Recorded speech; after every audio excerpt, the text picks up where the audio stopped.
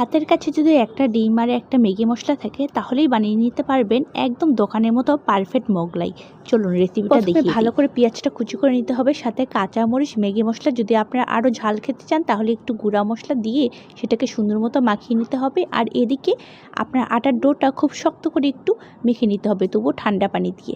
তারপরে এরকম বড় বড় দুটি রুটি করে নিতে হবে। রুটি করার পরেই আপনার এই ডিমটা মাঝখানে দিয়ে সুন্দর মতো মোগলাই শেপ করে দিতে হবে।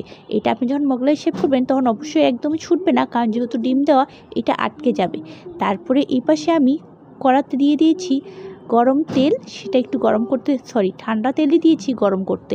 তো এই তো মোগলাই শেপ দিয়ে এটাকে এখন সুন্দর করে এটাকে তেলের মধ্যে দিয়ে দেবো, এবং অবশ্যই এটাকে আস্তে আস্তে ভাজতে হবে। একটু বড় পরিমাণ কড়া নেবেন আর একটু বেশি করে তেল দিবেন, একটু ডুবো তেলে ভাজার চেষ্টা করবেন। জিনিসটা খুব সুন্দর হবে, ভিতর থেকে সুন্দর মতো ভাজা হয়ে যাবে।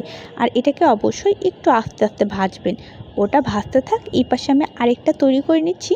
এটা আমার ভাজা প্রায় শেষে। বাজারে কেনার থেকে বাসায় আমি একটা ডিম দিয়ে দেখুন দুটো বড় বড় মোগলাই প্রায় ভাজে নিলাম। এটা দেখতে যতটা সুন্দর হয়েছে খেতেটাও কিন্তু খুবই মজা হয়েছে। আর আমি একটু অলস বলে দেখুন ছলনিটা দিয়েই একটু কেটে নিয়েছি, আর কোনো কিছু শান্তি জানি।